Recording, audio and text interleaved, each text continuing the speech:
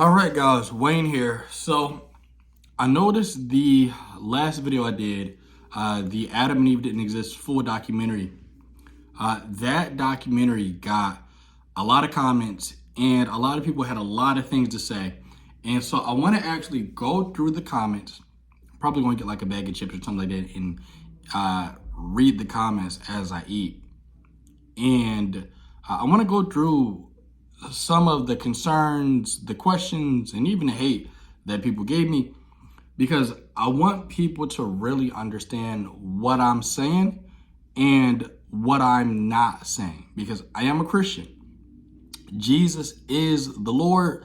Jesus is God in flesh. And so I think when people hear the view that Adam and Eve didn't exist, but Jesus is still Lord, Jesus is Mashiach, Jesus did definitely resurrect from the dead, they start to get really confused because of what they've been told from the time they were 4, 5, 6, 7 years old. So a lot of times I am fighting not the new information, but I'm fighting what people have been told from the time they were itty bitty little babies, and they kept those same beliefs until they are 40, 50, 60 years old. I mean, there are grown adults, 50, 60 years old, who believe the world is the way it is because of a talking snake and a cherry tree or whatever tree you think it was. So I'm going to read the comments on that. I'll be right back. I got to get a snack, and then I'm going to get into these comments. And real quick, if you haven't gotten my book, Secrets of the Bible from the East, you definitely want to get my books where I talk about this stuff in way more detail than I can talk about in a video. Get my book, Secrets of the Bible from the East, Volumes 1, Volumes 2, and Reading the Bible with the Mind of an Ancient Israelite. You can get those books by clicking on the link in my profile and getting my books on my website. So Akeem4772 says, Adam and Eve were real. That's the reason Genesis records their genealogy. You can trace Jesus' lineage all the way back to David, from David to Moses, Moses to Abraham, Abraham to Noah, Noah to Adam. And so I actually deal with the genealogies directly in the documentary. Maybe people don't really get it because it's not a person that's actually going through this. It's an AI recorded video. So maybe that's one of the reasons why this is really hard for people to get. I also talked about how Achaemenes was a person who Darius and Cyrus the Great claimed to come from, and Achaemenes wasn't a real person. But this was common in the ancient world for real people to claim descendancy from people who didn't exist. And because we don't know about this today in the Western world, this is very uncommon for us to know about. So because we are not privy to this information, when we look at the New Testament and when we look at the genealogy of Jesus, we automatically assume that the New Testament authors are trying to prove what we're trying to prove, because we don't know how genealogies functioned in their day. These people had their own world. These people, they had their own way for how genealogies worked in their literary functions.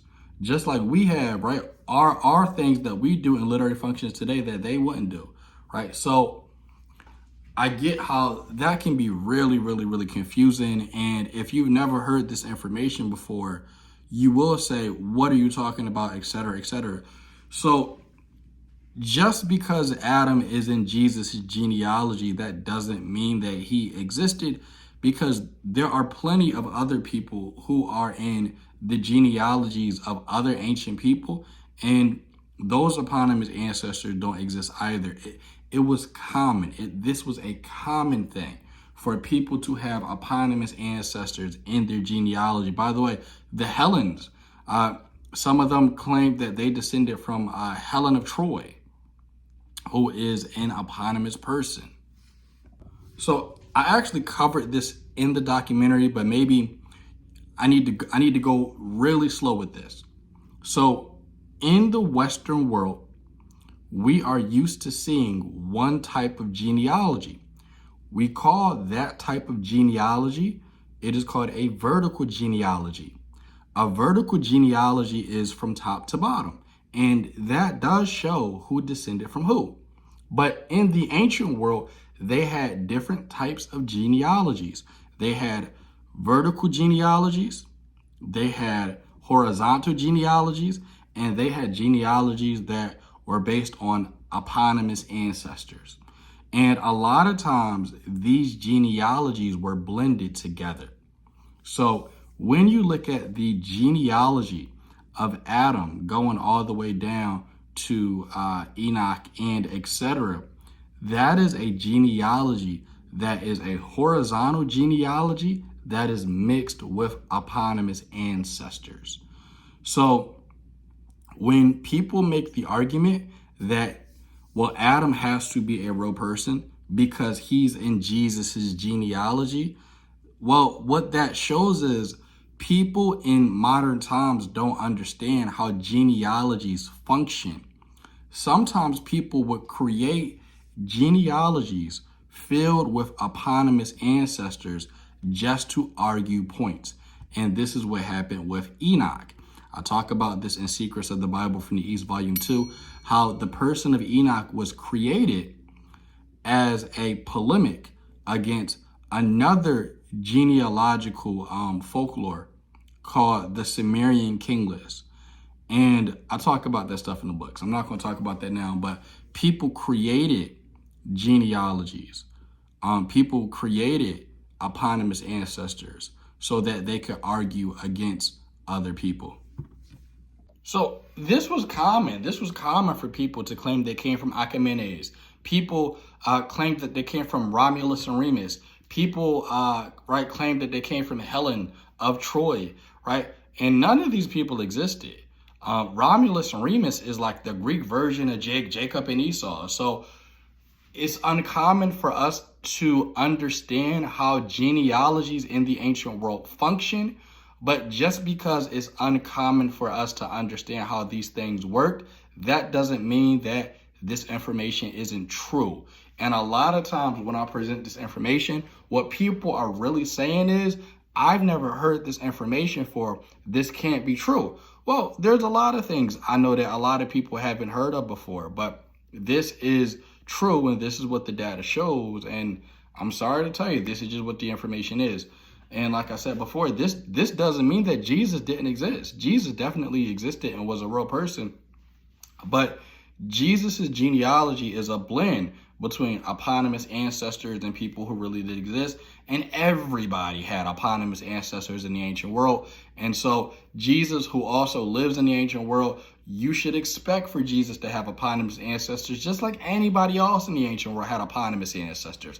This was a common thing. So I think because we are very emotionally attached to the characters of Adam and Eve, we can't even conceive for a second that maybe we are just incorrect about something that we've been taught since we were 5 and 6 and 7 years old. All right, this guy, Melchizedek, I think it's a play on Melchizedek, ha ha ha. He says, silly atheists, such shallow interpretations, everything in the past is a pattern for later events. That's a constant interwoven theme throughout. So I think you're assuming that the creator of the video is an atheist. I'm not an atheist. I'm a Christian. Jesus is Lord. Jesus is God in flesh, and Jesus is alive right now. I'm not an atheist. I've never been an atheist. I've been a Christian since October 30th, 2011, 10 o'clock at night. So I'm not an atheist. Yes, history does have a tendency of repeating itself. But when you look at the Adam and Eve story, and when you come to the conclusion that the Adam and Eve story is an exilic story, then you realize that, oh, this exilic story is pulling from Israel's pre-exilic history. Oh, the person who wrote the Adam and Eve story, they must have been in Babylonian exile, and they pulled from Israel's real history while they were creating this legend. So, yeah, I'm not an atheist, and sure, everything in the past, the past definitely does repeat itself, but in this case, when it comes to this story with the Adam and Eve story, this is not just a pattern of something happening in the past. The Adam and Eve story uses very specific details, very specific patterns, and even a lot of times some of the same wording and the same phrases found in other passages in the Tanakh that predate it. For example, the part in Genesis where God tells Adam not to eat from the tree of knowledge of good and evil, well, that is very synonymous with Deuteronomy 30:15, when God tells the Israelites that they need to choose between good and evil, life and death. And when they go into the land, if they worship any other gods, they will surely die. Well, when God is talking to Adam in Genesis chapter 3, he says to Adam to not eat from the tree of knowledge of good and evil, or he will surely die. So I'm not a person to believe in coincidences, coincidences, I misspoke. But I'm not a person to believe in coincidences. Hence, I do believe in God. I don't think the world is a coincidence. And just like I don't think the world is a coincidence, I don't think that the parallels between Adam and Israel are simply a coincidence either. Somebody wrote this story and made the character Adam as an archetype so they could retell the story of Israel. And thousands of years later, Bob's your uncle. And, that's how we got to where we are today talking about this subject. All right, so Brian says, so if Adam and Eve don't exist, so why are we exist? That English is absolutely horrible. But, so like I said, the story of Adam and Eve, and I've been trying to explain this again and again and again, the story of Adam and Eve is not about you. The story of Adam and Eve is about Israel. That is what the story of Adam and Eve is about. And we identify with this ancient Israelite text so much. And by the way, just to answer another question, no, I'm not a Hebrew Israelite. I know somebody might be thinking or might be asking that. I'm just black. I'm sorry to tell you, I'm not a Hebrew Israelite. I'm just black. I'm just a black academic. But the story of Adam and Eve is about Israel. It's not about you. It's not about me. The story about Israel, the story about Adam is about these Israelite people and their experiences when they went into the promised land and when they disobeyed their God. It's about them, these people, and they're rewriting their experiences through the person of, through the character of Adam. So, it's really weird because people have identified with this story for 40, 50, 60 years. And now they're asking the question, if Adam and Eve don't exist, then who am I? And where do I come from? You come from people. You don't come from Adam and Eve, but you come from people, and people come from people, right? People have always come from people. So that's pretty much the answer to that. And I would reference looking into the theory of evolution if that's something you want to get into, but that's neither here nor there. But where do you come from if Adam and Eve didn't exist? You come from people. Why would you come from anything else? But people are very just so attached to the story. If Adam and Eve didn't exist, I can see a lot of you guys breaking down, crying in your bathroom. Stephen says, to believe that everything came from nothing, to believe that all life came from non-life, to believe that all intelligent sentience came from non-sentience, well, that is a faith to be envious of. Wake up. I am not an atheist. I've never been an atheist. People are assuming when they see that video that Adam and Eve didn't exist, therefore atheism must be true. I've never been an atheist.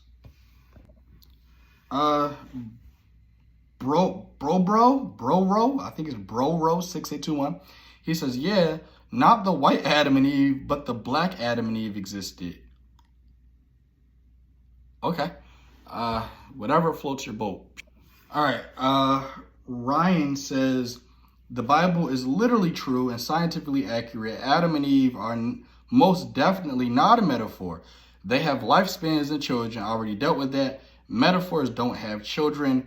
Yeah, so metaphors don't have children, but eponymous ancestors have lineages. Eponymous ancestors have genealogies, and eponymous ancestors are not real.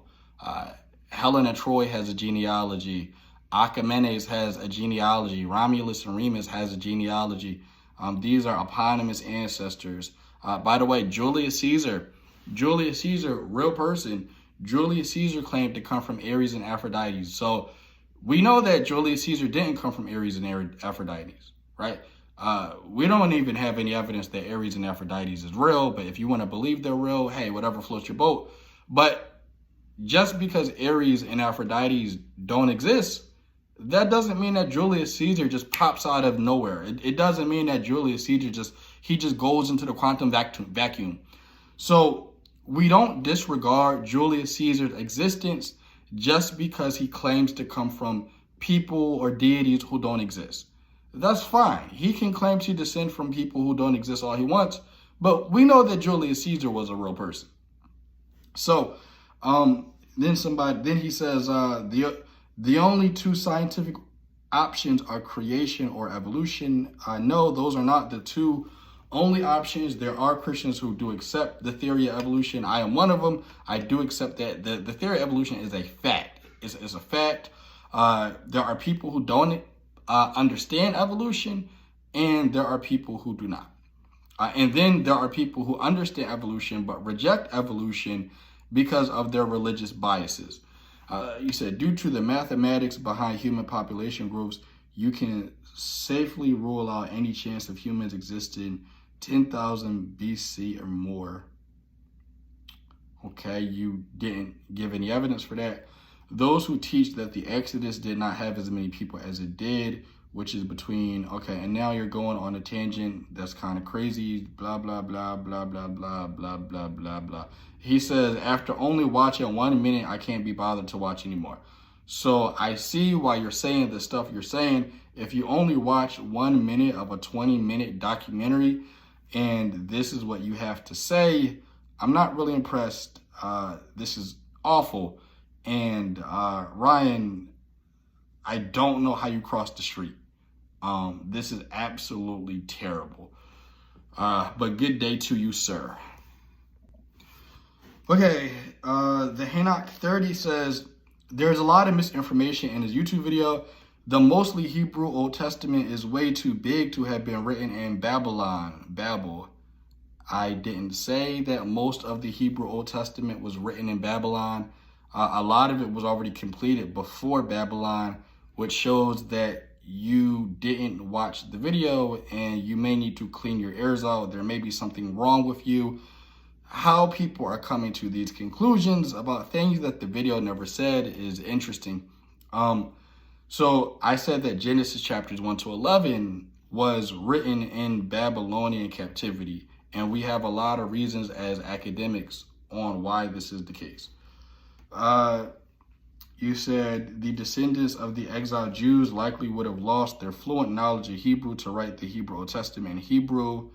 Okay, that Hebrew Bible had to be translated into Aramaic Targums to teach the Jews their scripture. So the Jews wouldn't have had a Bible when they were in Babylonian captivity. They wouldn't have had any Bibles. That implies there was a source Hebrew text to make the translations, interpretations, and then he uses Targums. The Bible doesn't mention that every Hebrew Bible was lost or destroyed during the captivity. That's a assumption or false claim by the speaker of this YouTube video. Yes, the Bible doesn't say that every copy of the Old Testament or the Torah or the Tanakh was destroyed, but that is a assumption based on the data. That is a conclusion based on the data. So we know that Jews kept their records in the Jewish temple. We know that when the Jewish temple was destroyed, their records were destroyed. Their records were also destroyed in 70 AD. This is why Jews cannot trace who they are, because their paperwork and their literature would have been in the temple. The scrolls were kept in the temple. We know the scrolls were kept in the temple because when Jesus is in the temple, Jesus pulls a scroll, right? He pulls the great Isaiah scroll from the scroll section of the temple. So it's reasonable to believe that the Jews had their oldest copies of the Tanakh in the temple, which they burned down. And that is a conclusion based off of the data. Then you talk about the Targum. The Targum, as I told you in the comment section, is a paraphrase of the Hebrew Bible. So it's a paraphrase, and it's probably a paraphrase because the Targum would have been written off of memory. And also, there's a lot of phrases and sentences that just are unintelligible when you translate from Hebrew to Aramaic. But yeah, the Targum is a Aramaic paraphrase of the Hebrew Bible. And because it is a paraphrase, that shows that they would have remembered the Tanakh based off of memory and oral tradition. You actually see evidence of oral tradition in the Targum. So there is a oral tradition that Eve actually slept with the serpent in the garden, and that is a part of a oral tradition or oral commentary, and that made it into the Targum. So we know based off of the data, for the most part, that the Targum is based off of oral tradition, oral commentary. So in that regard, the Henoch 30, you are wrong. And you say that you're self-taught. Please stop being self-taught and go to a university or go to a school or go to a yeshiva. This is how we have a whole lot of self-taught flipperheads running around the internet thinking they know what they're talking about. Henoch, you are wrong, wrong, wrong, wrong, wrong. Good day to you, sir. So I think those are pretty much all the questions and comments I think I have time for.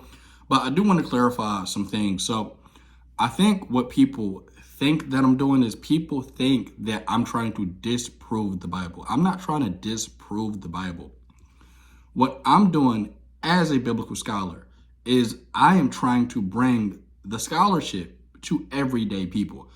I'm sorry, guys, but biblical scholars have known this information about eponymous ancestors. Biblical scholars have known this information that Adam represents Israel. Biblical scholars have known that the Bible, just like any other book in the ancient Near East, pulls from other ancient Near Eastern texts. And so I'm not trying to take people's faith away. My goal as a Christian is to build people's faith up. And I want to educate people about this information so that if an atheist does bring this information to them, they know how to respond. If they do go to seminary or if they do go to college for ancient Near Eastern studies or Old Testament, they can handle these topics with grace and with class, and they can know that they don't have to give their faith up because of this information, because of the data. You can be a Christian. You can believe in Jesus and also take the Bible seriously. Because a lot of people want to take the Bible literally. And I'm going to be honest, in 2024, nobody can really take the Bible literally. But you can take the Bible seriously in its cultural context. But most people don't know what cultural context even is. So what I'm trying to help people understand is there is a cultural context to the Bible. The Bible was written at a certain time, at a certain place, by a certain people. And when the people who wrote the Bible, they wrote it to a specific audience. They're writing to somebody. The person who put the pen to the scroll is writing to somebody. He has somebody in his mind.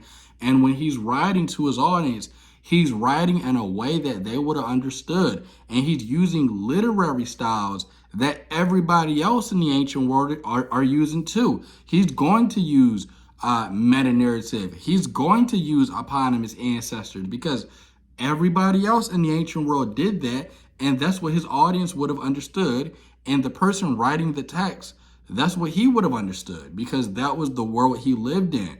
But we live 2,000, 3,000 years apart from that world. So we have to figure out what these people are talking about because we're not privy to what they're conversating about. It's like if somebody told a joke, but if you didn't have all the connecting pieces to actually understand the joke. And what I'm doing is I'm trying to give you guys the connecting pieces. So I'm explaining Adam is Israel. And this is how we know that Adam is Israel. And it's okay that Adam is Israel. And one of the things I actually want to touch on is the Romans 5 bit. I touched on Romans 5 in that video, but I want to actually touch on Romans 5 before I get up out of here. He says, just as sin entered the world through one man and death through sin, in this way death spread to all men. But if you go one verse down, Paul says, for until the law, sin was in the world, but sin is not imputed when there is no law. So wait a minute. Paul said that sin came into the world through one man, but then the next verse below, he actually contradicts himself. He says, for until the law, sin was in the world, but sin is not imputed when there is no law. So in order to explain that, I want to go to Galatians 4:21. For it is written that Abraham had two sons, one by a slave woman and one by a free woman. By the son of the slave was born according to the flesh, while the son of the free woman was born through promise. Now this may be interpreted allegorically, and other translations say this is an allegory. So Paul in Galatians says that the two sons and the two women, right, Hagar and Abraham's wife, Sarah and Hagar, these women represent two covenants. This story is an allegory. Now, obviously, if you got my books, you know that I do believe that Abraham did exist. But Paul is bringing up these Old Testament characters not because he's trying to prove that they're real. So when people go to Romans 5 and they try and say, well, Paul talked about Adam in Romans 5, Paul isn't even trying to argue that Adam existed. But Romans 5, if you carry on the thought that Adam represents Israel, then you'll understand that Paul is using the story of Adam to make a point using allegory, just like he did in Galatians 4. Paul would use Old Testament characters to make allegorical points. So Paul says that sin was already in the world, but it wasn't accounted for. Well, who does that sound like? That sounds like Israel. Sin was in the world long before Israel met God, but sin was finally accounted for when Israel was given the law. That's why Paul says, for until the law, sin was in the world, but sin is not imputed when there is no law. So Adam represents the forefathers or the forefather of Israel. Adam represents the old covenant and Christ represents the new covenant. So Paul isn't even trying to argue that Adam existed. Paul is taking a story that the Israelites know, and Paul is using allegory to explain that in Adam all die and Christ all live. And just like Paul in Galatians 4:21, he uses the story of Hagar and Sarah to represent two covenants.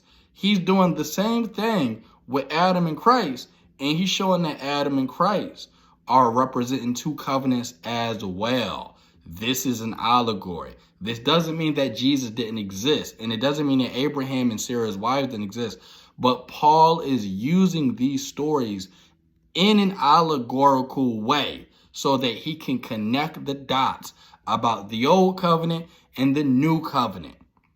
And he's doing that in the person of Adam, who represents the nation of Israel, who, when Israel was given the law, Israel brought sin and death into the world because Israel finally was accountable to sin under the law of the old covenant.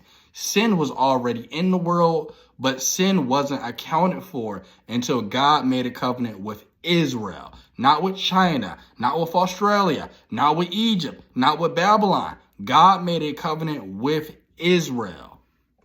This is why when you go down to Romans 5:18, it says, therefore, as one trespass led to condemnation for all men, so one act of righteousness leads to justification and life for all men. For as by one man's disobedience, the many were made sinners, so by the one man's obedience, the many will be made righteous. This is an allegory. The story of Adam is an allegory of the old covenant and the Old Testament. The person Adam did not exist, and that's okay. And Jesus is still Lord. I'm Wayne. I am your resident scholar here on YouTube at Secrets of the Bible from the East. If you do not have my books, you can get my books by going to the link in my profile. definitely get my books if you want to learn more about this stuff. If you want to learn about who are Cain and Abel, and if you want to learn about who does Enoch represent, and if you want to learn more about this crazy stuff in the Bible about what the Israelites believe as far as Sheol and as far as all that other crazy stuff, get my books in my profile and share this video around. We in Christendom, we're not going to get anywhere if we keep protecting people from the truth of their Bible. People need to know this information. People are mature enough to know this information. If people walk away from the faith because they find out Adam and Eve didn't exist, let them walk away. The only thing that should matter in regards to your Christian faith is Christ. Christ's perfect life, Christ dying on the cross for your sins, and Christ resurrecting from the dead and ascending in the clouds to sit at the right hand of God. Those are the tenets of the Christian faith. All right, guys, subscribe to me, hit the like button, and share this video around with other people who need to hear it.